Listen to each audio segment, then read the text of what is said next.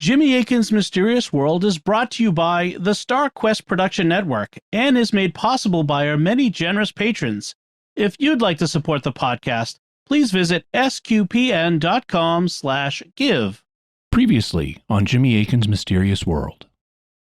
In October 2002, the nation was on edge. Still reeling from the 9/11 attacks the year before, the nation's capital, Washington, D.C., was wound up tight. And then, suddenly, people started dropping dead. They were being shot by an unknown sniper who seemed to choose them at random. Because of the Beltway that goes around Washington, they're sometimes called the Beltway Sniper attacks, also the DC Sniper attacks, and they received nonstop 24/7 news coverage for 3 weeks, terrifying the nation. Was this a new and frightening case of Islamic terrorism? Who were the DC Snipers, and how were they finally caught? The DC Sniper Beltway shootings were an agonizing 3-week period. Law enforcement faced a massive challenge trying to sort through the avalanche of tips and catch them, but with careful sleuthing, they were able to put the pieces together and identify John Muhammad and Lee Malvo as the perpetrators. And with the help of a heroic refrigeration specialist, they were then caught almost immediately and brought to justice. You're listening to episode 264 of Jimmy Akin's Mysterious World, where we look at mysteries from the twin perspectives of faith and reason. In this episode, we're talking about what the public didn't know about the DC Beltway Snipers case. I'm Dom Bettinelli, and joining me today is Jimmy Akin. Hey, Jimmy. Howdy, Dom. Last week, we told you about the DC Beltway Snipers case from back in the year 2002, but Jimmy said that there was something the public didn't know about the case. So, what was happening behind the scenes? What implications does it have, and how often do things of this type happen? And that's what we'll be talking about on this episode of Jimmy Akin's Mysterious World. Jimmy, last week in episode 263, we talked about what the public knew about the DC Beltway Snipers case at the time, but you said that this week we'd talk about what the public didn't know, and you promised a big surprise. So, what's the surprise? Well, you don't have to be psychic to guess what it is, not if you've seen the artwork for this week's episode, but what the public didn't know, because the police didn't announce it, is that they were working with a psychic to help crack the DC Snipers case, and we're going to be talking with her in today's episode. Her name is Pam Coronado, and she's a remote viewer.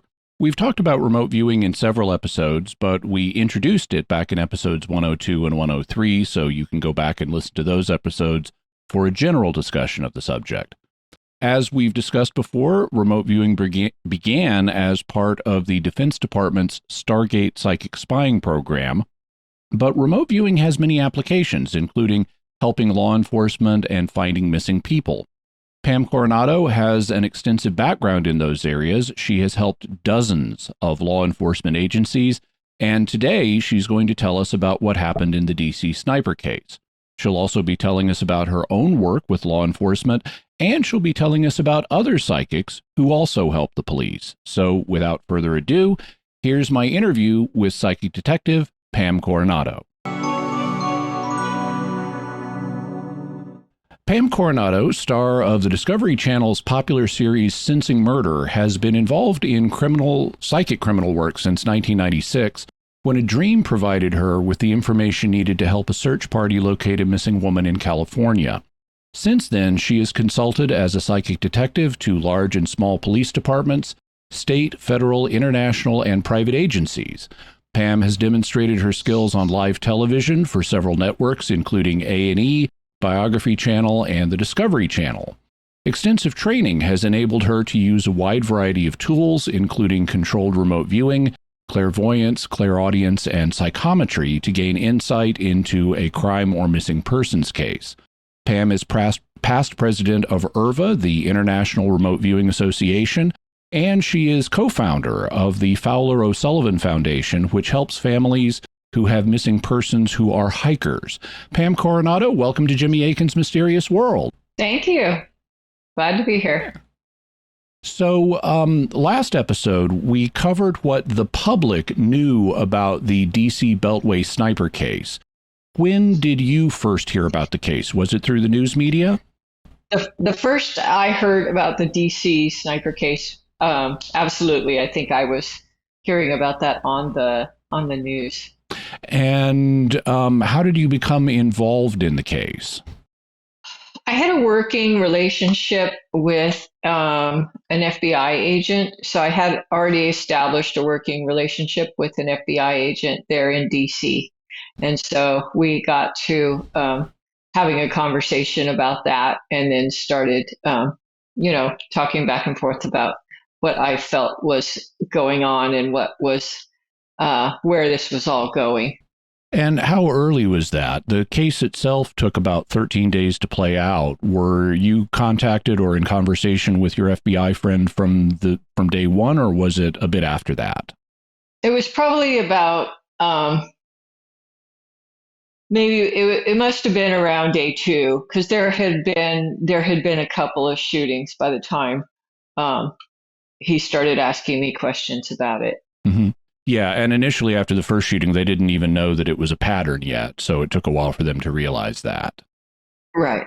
Now, one of the things that a lot of remote viewers are concerned about when they begin investigating a target is what is called front loading. Front loading is information that you know about the target before you start viewing it. And many remote viewers want to avoid front loading as much as possible so that they're not distracted by what they've been told about the target. They want just the information to come through psychically. They don't want distractions from what they've been told.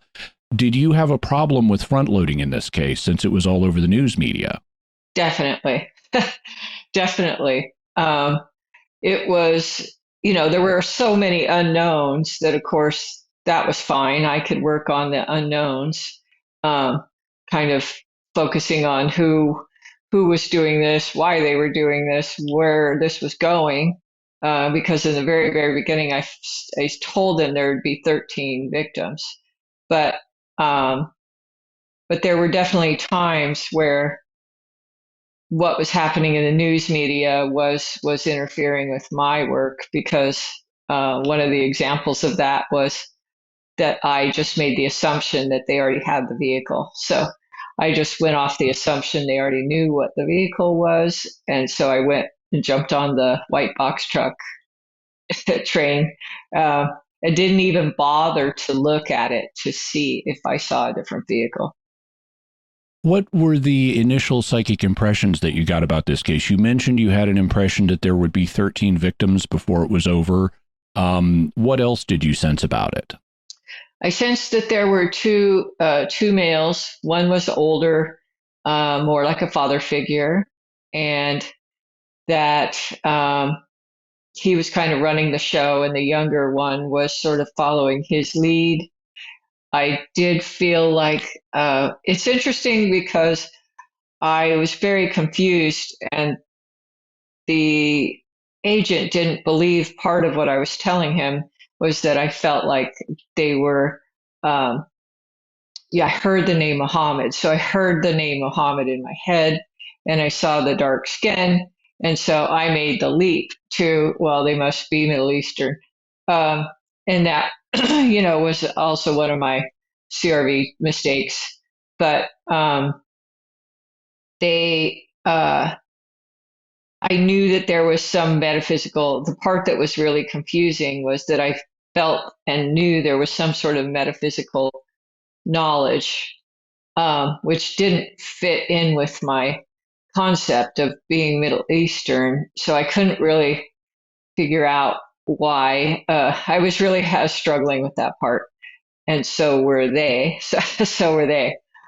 But there was evidence that kept coming forth to show that these guys were metaphysically minded. Metaphysical in the New Age sense as opposed to the academic philosophical sense. Just a knowledge of concepts. The fact that they were throwing tarot cards down at the crime scenes, that there was some symbology around Michael's.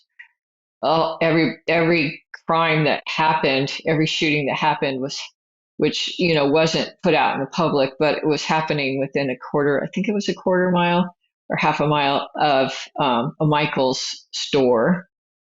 So there was a lot of symbology and a lot of things, clues that they were throwing out, and they were relatively frustrated because law enforcement didn't understand the clues and puzzle pieces that they were throwing out. So they definitely wanted to throw out some of these confusing clues to law enforcement, but law enforcement didn't understand. They didn't understand what they meant. I've heard you mention before, you also got impressions that the two men lived together, that they were poor, that they were focused on Michaels in some way, and that they were working a kind of unpredictable random pattern, shooting random victims. And by doing that, they were trying to play a kind of cat and mouse game with law enforcement, where they'd give them some clues, but also they would shoot people unpredictably, so they didn't have a standard MO of who they were targeting. Those were all things that you reported to your friend in the FBI? Yeah. Basically, that they were intentionally, yes, absolutely intentionally trying to be as random as possible, so that there couldn't be a discernible pattern. They were doing that on purpose, for sure. But they were also reacting to what was happening in the news. So they were watching the news reports, and then they were reacting from the news reports. So I kept trying to caution them about what they were saying and releasing on the news, because they were reactive to that. How stressful was this case for you working on it? Because this was, something that terrified a lot of people all across America, even people who weren't in the DC area. I can imagine there must have been a lot of pressure I know there was a lot of pressure on law enforcement. I can imagine there would have been a lot of pressure on you as well. Is that accurate? Yes, a lot. Yeah. Because, and keep in mind with law enforcement was a tricky deal because there were so many agencies involved. So it wasn't just the FBI. There were, the local jurisdictions and even jurisdictions from different states and counties. And so there were so many cooks in the kitchen. There was a lot of confusion kind of just from that standpoint. But there was a lot of pressure to try to get in front of these guys. So I could always tell you what they were planning next. They were really easy to read for some reason.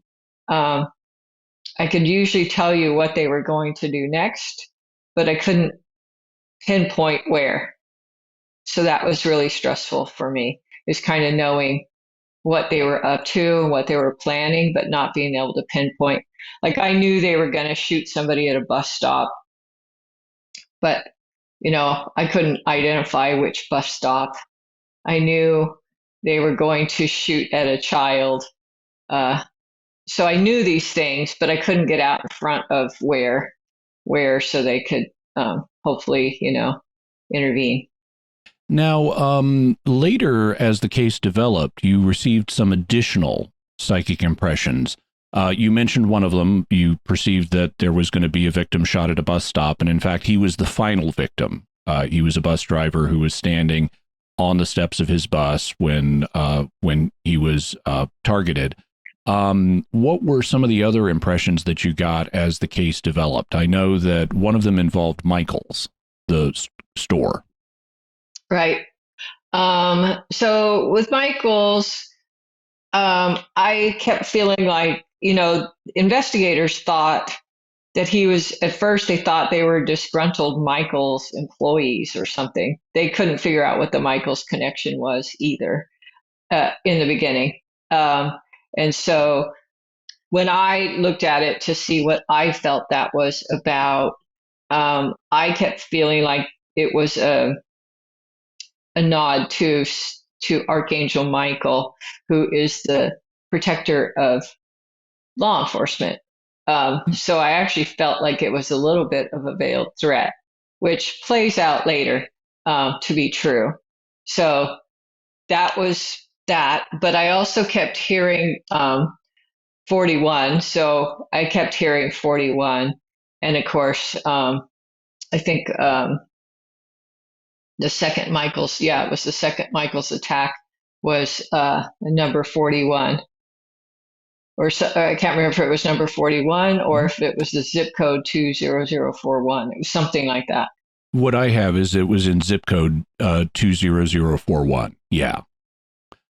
So after the two individuals were captured, John Muhammad and Lee Boyd Malvo, another aspect of the case that was somewhat metaphysical came up, and it happened when you were talking to one officer about Malvo that they were trying to interrogate, and Malvo really wasn't giving them any kind of useful information. He kind of clammed up. And so your friend said, how do I get this guy to open up? What did you tell him at that point?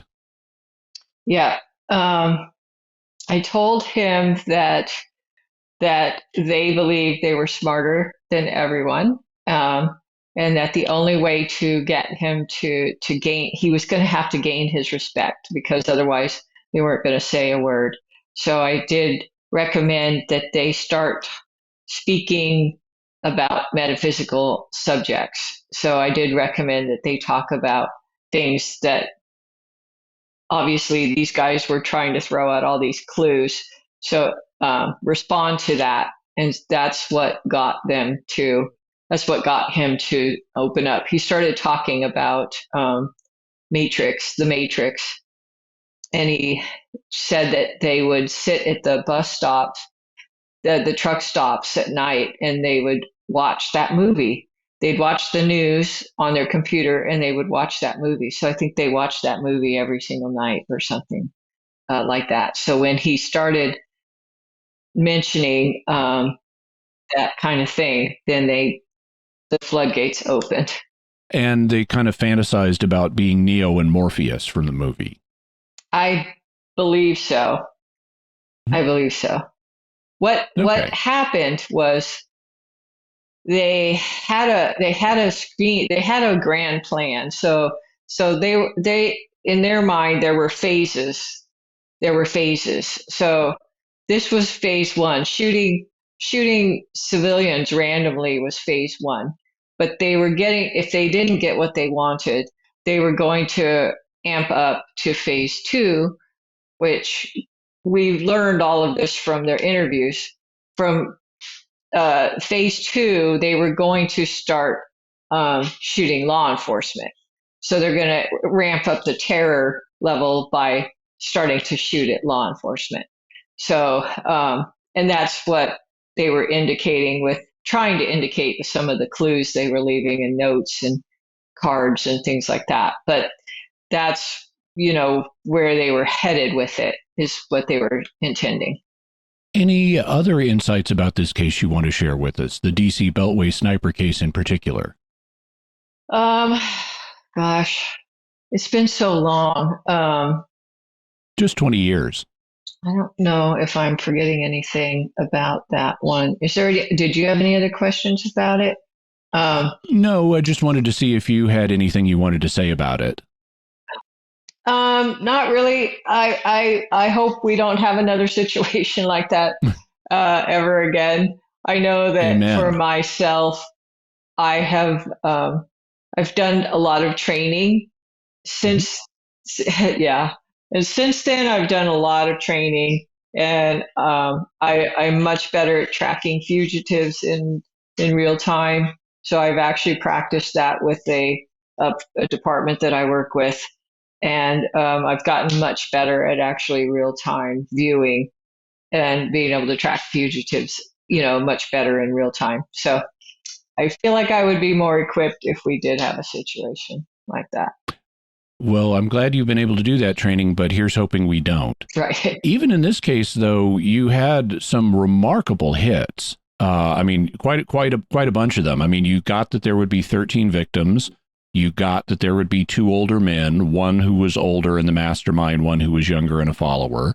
You got that they lived together. You got that they were poor. You got that they had a knowledge of metaphysics, that Michael's was significant, that they were working a random, unpredictable pattern with random victims as part of a cat and mouse game.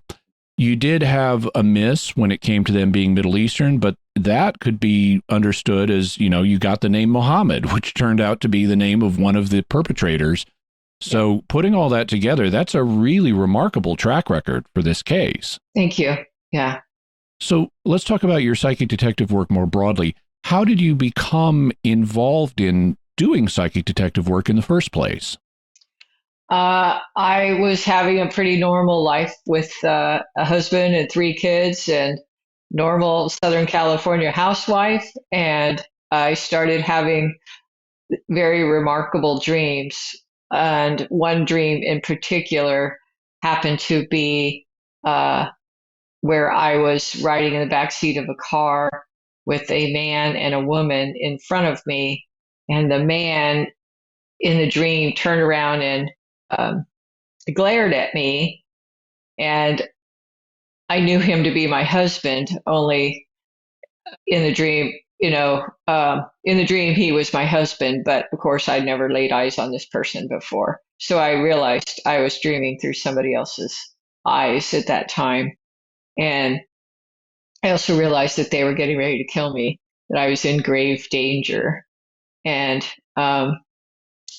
as we were driving along in this car, I looked out the window and saw an angel flying out the window, and she was motioning for me to come with her. And so I decided that was better than where I was. So I, like Peter Pan and Wendy, flew out the window. And as I was with her, I could look back and see the car. So I could see the road, I could see the vehicle. And then we flew off into a place that I could only describe was her Christian vision of heaven, the victim. So so I woke up and I was rattled because it was such a strange and powerful dream. Of course, I recorded it. And then about 3 days later, I was reading the newspaper. We still had newspapers then. And I was reading the newspaper, and I saw a picture of the guy in my dream. So him and his girlfriend were staring back at me from the newspaper, and the title said that him and his mistress were suspects because his wife was missing. So his wife was missing, and they were suspects. And so in that moment, my whole world shifted because I knew that I had dreamed her last moments, and I had an idea of where she was, and I did not want to tell anyone. Mm-hmm. I really did not want to confess to anybody that I had this dream. Eventually, obviously, I did. Obviously, Mm-hmm. I came forward and did that. And her name was Sherry Daly. Sherry Daly, and her husband, Michael. Yeah. And they were eventually able to recover her remains. Yes. So the day that I eventually got brave and joined the search party, and they found her remains that day. Now, at this point, so that was in 1996, and that was the first time you were involved in a case helping law enforcement. But that was, almost 30 years ago now. By this point, how many cases have you worked, and for how many agencies? Oh, God.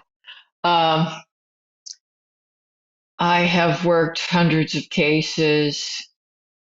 Yeah, I don't know if I have a count on exactly how many agencies.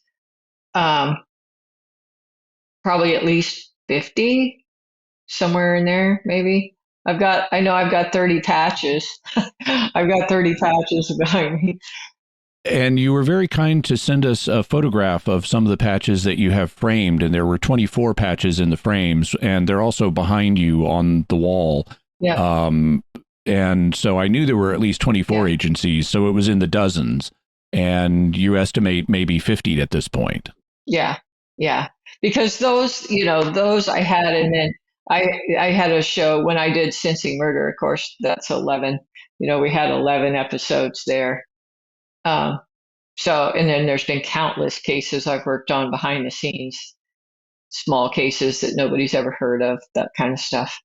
In hearing you speak on this subject before, you mentioned something that I found absolutely fascinating, which was a way of establishing credibility with a police department. So, let's say there's a police department these days, because you've been on Sensing Murder and other things like that.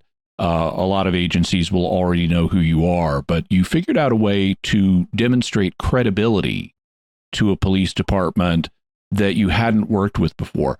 Tell us about how you would go about doing that. Well, I've always told them I was ready and willing to test. So I've always expressed to them that I was willing to test. So they could give me a case that was solved, and then I would do my best to answer the questions based on the things that they know, so they could check my work against the known facts. And the more known facts that I can give them, the more trust they're going to have in me in the parts that they don't know. So that's the way that I've always recommended for law enforcement, is to go ahead and test. If you have an intuitive that's not willing to test, that could be a problem. I think this is a very good way of building trust with the police department. If they take a case where they already know all the answers, but you don't, and let the psychic see how much accurate information they can come up with versus how much inaccurate information. And that'll give the police a sense of, is this person reliable? And then if they are reliable, they could trust them to start working cases where the police don't already know all the answers. So I thought that was a very creative, productive approach. Thank you. I would love to take credit for it, but I can't. So you got it from someone else? Yeah, I got that from a detective that I worked with, and they were writing a book called Psychic Criminology. So they talked about that. They referred, that was a method that they always encouraged law enforcement. So it's a book called Psychic Criminology, and that's where that idea came from. Okay. When you're working a case, do you take steps to avoid front loading or information about the case that is already known? Or what degree of information do you want to have on a case? I am very task oriented. So the only thing I want to know is what they want from me generally. So if they are looking for a missing person, I usually request a photo of the person. I don't need their name. They can give me a first name if they want. Normally, I don't ask for a name. I just want the photo. And that's all I want to know. I just want to know that we're looking for a location. And that's what I need. If they're working on a homicide, I just need to know what it is they're after. If they're after a description of the crime itself, if they're looking for the perpetrator, if they're looking for a vehicle, I just need to know what they're wanting from me. So, so that I can, laser focus in on what it is that they need. So when you're working a case, what psychic methodologies do you use to get information? I know one of them is remote viewing, and we've talked about remote viewing previously on the podcast, but I understand you use some other methods as well. What might those be? I use clairvoyance and clairaudience. Those are the two big ones. I also use psychometry. Psychometry is the art of holding an object that belongs to the victim or someone, and then being able to perceive information from that object. So I did that on Sensing Murder. So they wouldn't give me a photograph of the person until I adequately described them. So they would just hand me something like car keys or some object, and then I would have to describe the victim. And once I describe the victim, then they would go ahead and give me a picture. So psychometry is a skill that I use, and CRV, of course, and just full straight clairvoyance and clairaudience. Now, not all the listeners may be familiar with those terms. How would you distinguish clairvoyance from controlled remote viewing or CRV? How are they similar? How are they different? It's such a great question because people are confused about this a lot. The way I always describe the clairaudience, clairvoyance, is that they are the building blocks. So that no matter what kind of work you're trying to do, if you're trying to be a medium or you're trying to be a psychic detective or you're doing remote viewing, the impressions have to come in a certain way. And they come in either visually, which is clairvoyance, or they come in as thoughts or sounds that you hear, and that would be clairaudience. And then clairsentience, which is feeling. So a lot of times remote viewers will get feeling impressions as well. So that's the only way information comes in. You're either going to see it, you're going to hear it, or you're going to feel it. And how you use it from that point is what makes the difference. So in CRV is just a tool to help you manage those impressions and organize those impressions. It's sort of a way of structuring the experience in a systematic way. Yeah. So how do you work a typical case? You get a contact, I imagine, from law enforcement, and they say, we have a case. Let's say it's a murder case. Someone's been killed, and we have certain information, but we are needing help. What steps do you take? How do you go about assisting them? So normally I just request a photo of the person in question, the victim usually, and I'll either work by myself or I work with a monitor.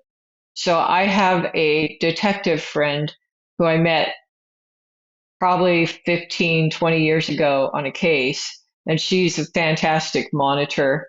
Those who don't know what a monitor is, she will ask me questions and then I'll just verbally answer. So we'll go through the entire who, what, why, when, and where with her asking me questions, and then I just feed her those answers, and it's always recorded. So the bulk of my work is done either on audio or video, for the record. And do you then write a written report based on that, or do you just give the raw files to law enforcement for them to review? It depends on what they want. If they want a summary, I'll write a summary. So I can write a summary and sort of summarize, here's the who, what, why, when, and where. See the details. So they don't have to go through pages and pages. They're super busy, so they don't have to go through pages and pages of my data. But generally, they do prefer the audio video. Most of them prefer the audio video. Do you ever work with other psychics on a case? I know that sometimes there may be more than one psychic working a particular case. Is that something you do, or is it something you don't do? I work with my own people sometimes. So I teach. I teach students, and so I know who has certain skills. Like this person is a fantastic sketch artist, say, and she's really good at sketching suspect faces. So I will work with somebody like that. So I tend to work with people that I've trained and I know that their skill set is, and I know that have some. Nobody's going to be 100% accurate. It's just not possible. But knowing that this person has a consistency, that they're reliable, and I can pretty much trust their information. Groups, it's tricky working in groups because there's this bleed through where people start picking up on each other's thoughts. That can be a problem. And a lot of times law enforcement will get frustrated if they are talking to two different psychics that may have completely different point of view. And so sometimes that can be an issue for law enforcement.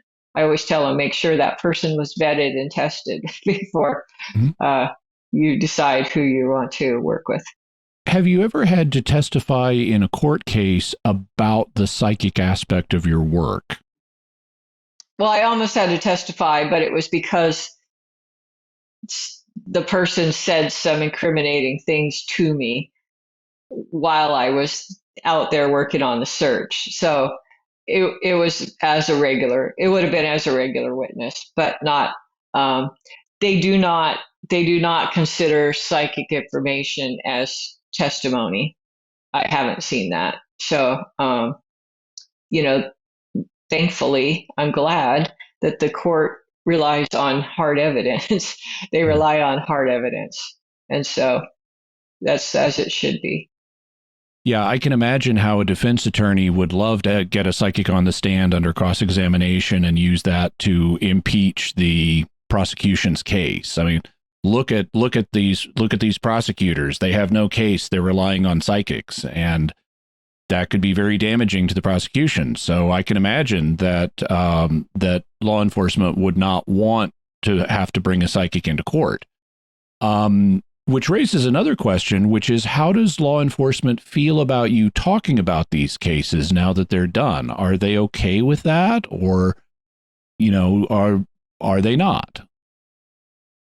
It depends on, I usually ask them.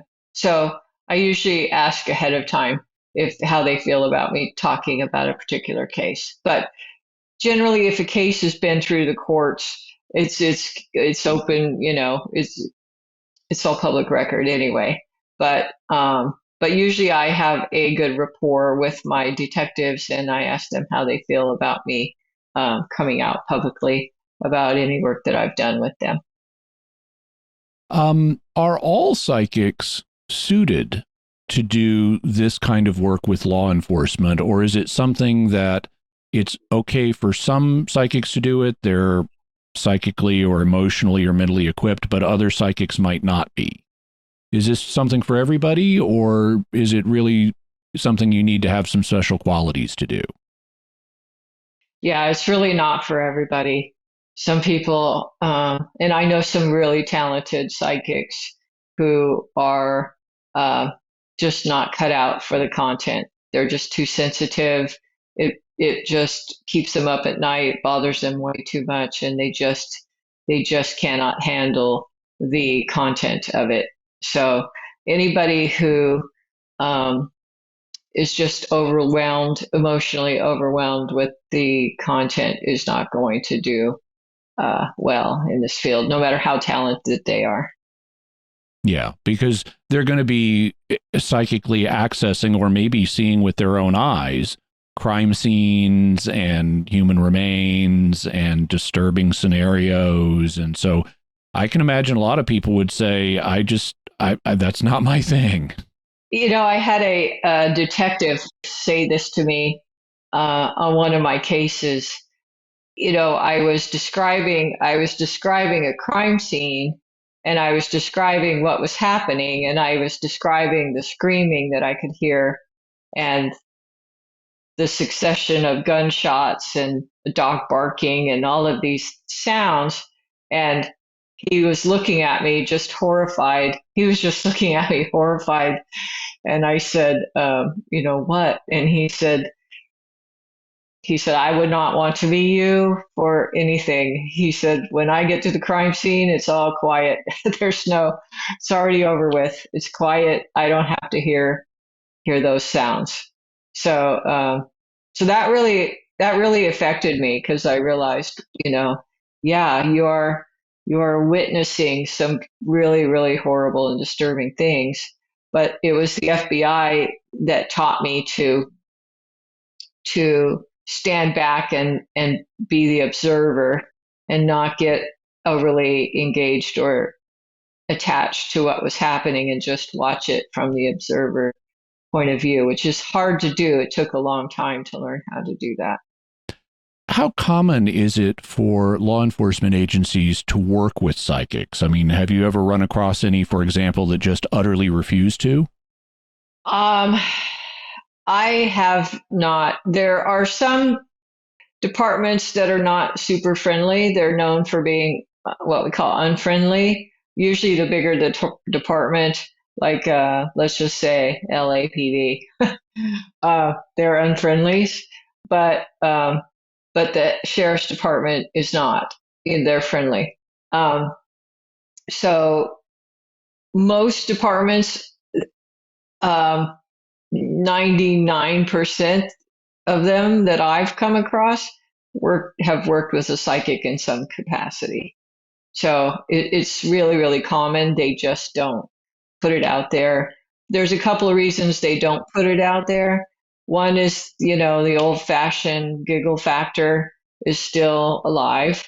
The other thing is they don't want to be perceived as a friendly, as we call them, the friendlies, because they don't want to get overrun by unsolicited calls. So if they put it out there that they work with the psychic, then 60 other psychics are going to call them up and tell them how to do their job.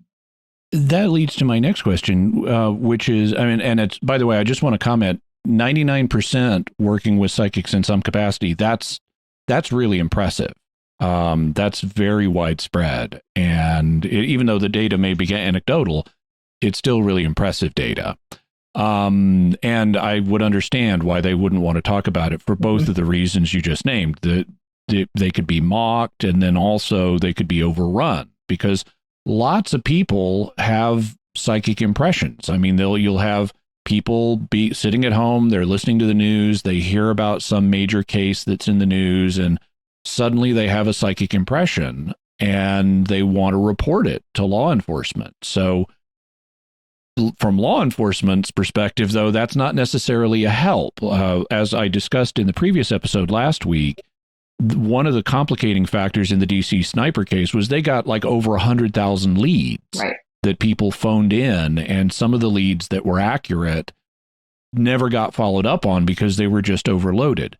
So in your experience, what do police departments not want from psychics? They do not appreciate those unsolicited calls. Especially if you call with vague information. So if you call, I know for a psychic, they get very excited because they're like, I have the answer. I know this little piece. But for law enforcement, that's really frustrating to have them call and say, I see a path in the woods. That's not helpful. And it's a waste of their time, and they get really irritated with that.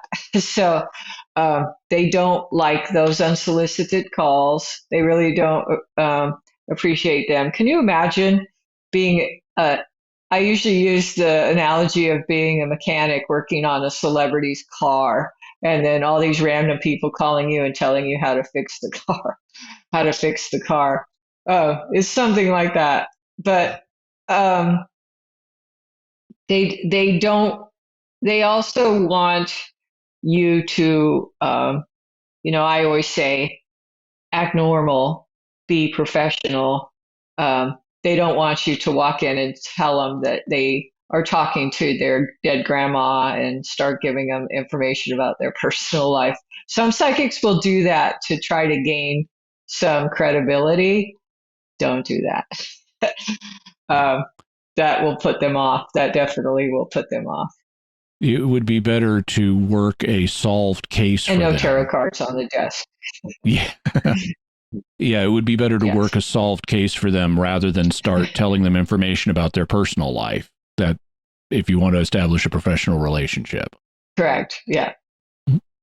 So what do police want? So basically, I always say, act like you would on any job interview. You're going to act like a professional. They want facts. They want actionable leads. So they want actionable leads. They want something that they could follow up on. So I always tell people, if you're thinking of calling the police, which I don't recommend, look at what you have in front of you. Would you be able to follow up on that? Just look at your own stuff objectively. Would you be able to follow up on this? And if the answer is no, then don't expect them to. So I think a lot of people have this idealistic view that law enforcement somehow, well, they're detectives. It's their job to figure it out, well, no, they're down there chasing hard leads, hopefully. It's not their job to figure out what you saw. Also, I know that law enforcement agencies might not want to work with a psychic who turns around and starts talking to the media while the case is still active. They want a certain amount of discretion on the part of a psychic, at least while a case is active. Is that accurate? Yes. So I have been asked to sign non-disclosures on some cases, but usually it's just a verbal agreement about what is going to be said and not said in the public. There's definitely times where they used me as a bait a little bit, and they put it out there in the public on purpose. So there have been times where they did that intentionally. Okay. Now, when a psychic becomes involved in a case, it would be wonderful if psychics could just name the perpetrator immediately. And sometimes you'll hear about psychics saying they solved a case. Is that accurate? Do psychics really solve cases, or do they just help solve cases? They provide puzzle pieces. Psychics provide pieces of the puzzle. Law enforcement solve cases. Law enforcement are the ones who have to come up with the hard evidence. They're the ones who have to go to court and defend the evidence that they have. Yes, an intuitive can come up with some information that gets them in the right place, or describes the right person, or whatever it is. But, law enforcement are still the ones who are solving cases, in my opinion. And even if a psychic did come in and on the first day name the perpetrator, that doesn't prove the perpetrator did it. That just gives the police someone to look at. They still need to build the evidential case to show the person did it. So there's a lot of detective work that goes into that. Yeah, I could stand there, and I've done it. I could stand there and say it's next door. Your suspect lives next door. And I have actually done that on case where I said he lives there. I know he lives there. But they still had to prove it. They still had to come up with the evidence. So I don't wave a magic wand. It's just they have to still come up with the evidence. Given the disturbing nature of the material that a lot of police cases involve, especially the kinds that they'd bring you in to consult on, what motivates you to do this work? What kind of rewards are there that would lead you to put up with some of the disturbing content? The families. It's really, I feel like I've met so many of these families, and I've worked with so many of these families, and they are so traumatized. And I just feel like, if I was in their shoes, I would want somebody to do everything in their power to help me. And there's just something about somebody being in such a traumatized state that I just desperately want to, help them find answers or justice, or feel like somebody cares and somebody's really working to help them, especially in the missing person cases. Missing person cases especially, because law enforcement will eventually pull back all their resources after a certain amount of time, and that family is still sitting there with nothing. And so to know that somebody is still helping them and out there. I do work with a lot of search and rescue teams, So to know that there are people out there that are still trying is just, so important to them. Mhm. And that leads into your work with the Fowler O'Sullivan Foundation to help people who have missing persons who are hikers.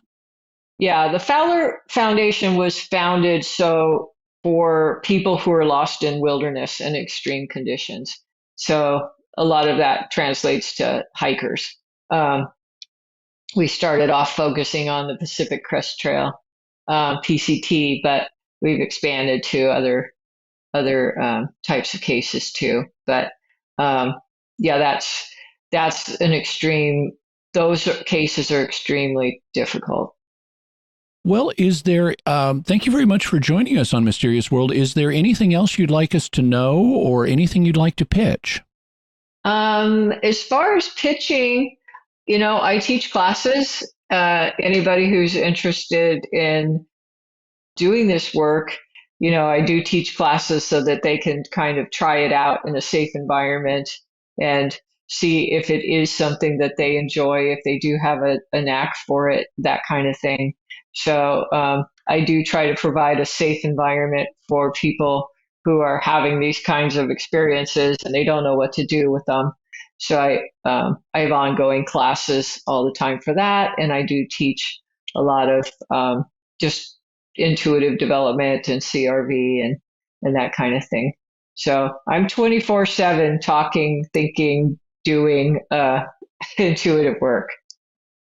Okay, and we'll have a link to your website so people can read more about that and learn about the classes that you teach. Perfect. Thank you. So, Pam Coronado, thank you very much for joining us here on Jimmy Akin's Mysterious World. Thank you so much for having me. I'm glad to finally meet you. Likewise.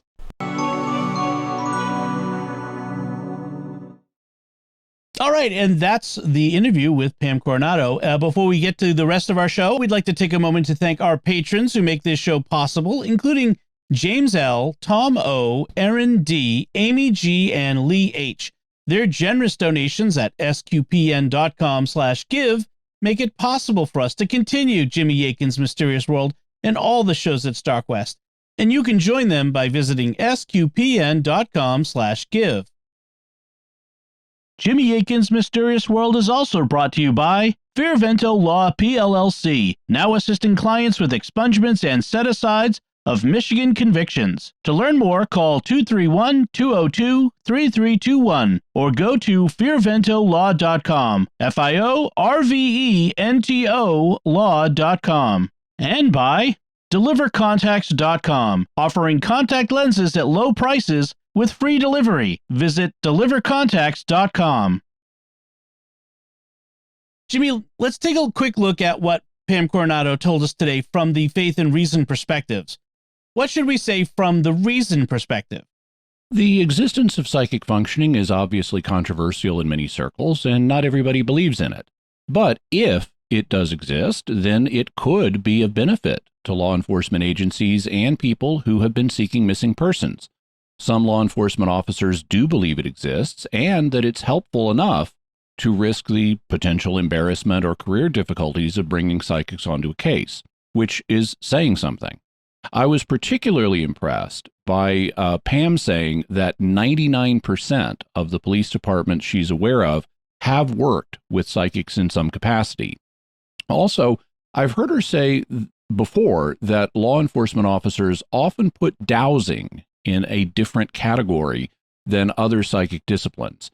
We discussed dowsing back in episode 246 and again in episode 247, where we talked with remote viewer and dowser Paul Smith. And it does seem that dowsing is more acceptable to some people than other psychic disciplines. So perhaps this can explain why police officers put it in kind of a different category. And of course, dowsing also could be useful to help law enforcement cases and in finding missing people. Typically, law enforcement tends to use psychics like other government agencies do. Back during the Stargate program, agencies frequently would use the Stargate psychics only when they'd run into a wall. If they could get the information they needed through normal means, that's what they do. And they then turn to Stargate if they were having trouble getting the information they needed. The same thing tends to be true of law enforcement agencies. Psychics often aren't their first resort. If they can get the information they need through natural means, they do that. But if they can't, many of them are open to working with psychics, even if they don't talk about it publicly that much. Now, what can we say about psychic detective work from the faith perspective? As we discussed in episode 79 on magic, religion, psychic phenomena, and science, psychic functioning is held to be a set of weak natural abilities that are part of human nature. The church has no teaching on whether psychic abilities exist one way or the other, so that's a matter to be settled by science. Even though it's not a matter of church teaching, though, there is a history of important Catholic thinkers believing in psychic abilities, including saints and doctors of the church, like St. Augustine and St. Thomas Aquinas. As we discussed in episodes 105 and again in episode 106 on St. Thomas Aquinas and the occult, both St. Augustine and St. Thomas Aquinas believed in what we today would call precognition. St. Thomas Aquinas referred to it as natural prophecy to distinguish it from the supernatural prophecy that God gives. St. Thomas also believed in what we today would call psychokinesis. Now, I haven't, at least yet, come across texts from this period endorsing remote viewing or clairvoyance, but if abilities like precognition and psychokinesis exist, there's no reason why clairvoyance or remote viewing shouldn't exist too. If such abilities exist, they are something that God built into human nature, and that would suggest that they do have legitimate uses, and using such abilities to do good, like find missing people and help catch criminals, would seem to be a very worthy use of them from the faith perspective, as in the DC Sniper case. So, Jimmy, what's your bottom line here? The DC Snipers case, as it was known by the public at the time, is already fascinating, but it's even more fascinating when you know the other side of the story and what Pam Coronado did to help. Her career as a psychic detective is also fascinating, and law enforcement agencies she's worked with have obviously thought that she's been able to help them. Otherwise, they would never have worked with her so many times, literally dozens of times. And she's not the only such psychic, since there are many psychics helping law enforcement, and it's fascinating to have a peek into this little talked about world. Anything else we want to say before we close? I want to say a special word of thanks to Pam Coronado for coming on the show today and helping us understand the fascinating world of psychic detectives. And here's hoping that she and others will be able to help the police solve many more crimes and find many missing people. And Jimmy, what further resources can we offer to the listener and viewer? We'll have a link to Pam Coronado's TV series Sensing Murder and also her website, pamcoronado.com. Great. That's it from us this time. What are your theories about the DC Beltway Snipers, Pam Coronado, and other psychic detectives? Let us know by visiting sqpn.com or the Jimmy Akin's Mysterious World Facebook page, sending us an email to mysterious@sqpn.com, sending a tweet to @MYS_world, visiting the StarQuest Discord community at sqpn.com/discord, or calling our mysterious feedback line at 619-738-4515. That's 619-738-4515.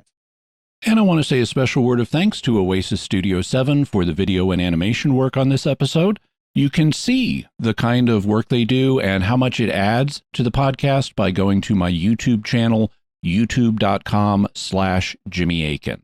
And while you're there, I am trying to grow my channel, so I'd really appreciate it if you subscribe and hit the bell notification so that you always get a notification whenever we release an episode of Mysterious World or one of the other videos I release. Jimmy, what's our next episode going to be about? Next week is a Fifth Friday, so we're going to be answering weird questions on topics like the Mandela effect, the Nephilim and the biblical figure of Og, asking obscure saints for their intercession, Padre Pio and time travel prayer, Captain Kirk, transporters and sacraments, Agents of S.H.I.E.L.D., AI and souls, atom-sized relics of Jesus, time travel and divination, murder and the seal of confession, and more. Folks, be sure to check out the Mysterious World bookstore at mysteriousworldstore.com for links to all the books and videos that Jimmy mentions in the show. You can find links to Jimmy's resources from our discussion on our show notes at mysterious.fm/264. And remember, to help us continue to produce the podcast, please visit sqpn.com/give. Jimmy Akin's Mysterious World is also brought to you in part by Rosary Army, featuring award-winning Catholic podcasts, rosary resources, videos, and the School of Mary online community, prayer, and learning platform. Learn how to make them, pray them, and give them away while growing in your faith at rosaryarmy.com and schoolofmary.com. Jimmy Akin's Mysterious World is also brought to you by Tim Shevlin's Personal Fitness Training for Catholics, providing spiritual and physical wellness through personalized nutrition, workout and prayer programs, and daily accountability check-ins. Learn more by visiting fitcatholics.com. Until next time, Jimmy Akin, thank you for exploring with us our mysterious world. Thanks, Dom. And once again, I'm Dom Bettinelli. Thank you for listening to Jimmy Akin's Mysterious World on StarQuest.